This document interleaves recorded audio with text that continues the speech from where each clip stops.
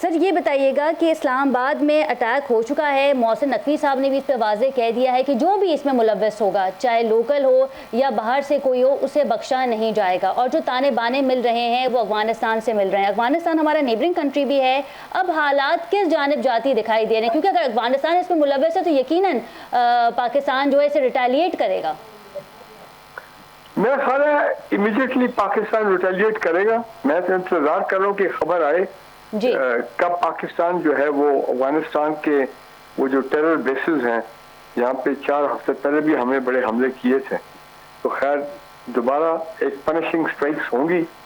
और ताकि देखें ये जो एक्शन हुआ है अपना इस्लामाबाद वाला आज खासकर, ये मेरी नज़र में ये एक अफगानिस्तान और इंडिया की तरफ से एक जॉइंट, दोनों की तरफ से एक स्पॉन्सर्ड हमला था इस पाकिस्तान के ऊपर। ये तो एक किस्म का ऐलान जंग है कि इस्लामाबाद पे हमला किया गया, जो आपका कैपिटल है, आपका सीट ऑफ पावर, ठीक है, और सीट ऑफ गवर्नमेंट। तो लिहाजा दिस कैन नॉट गो अनपनिश्ड। तो जरूर इस पे जवाब तो आएगा। अब ये मुझे नहीं टाइमिंग का पता नहीं है, ये तो आई एम श्योर पूरी तैयारी हो रही होगी। तैयारी तो खैर हमेशा ही हमारी होती है जी।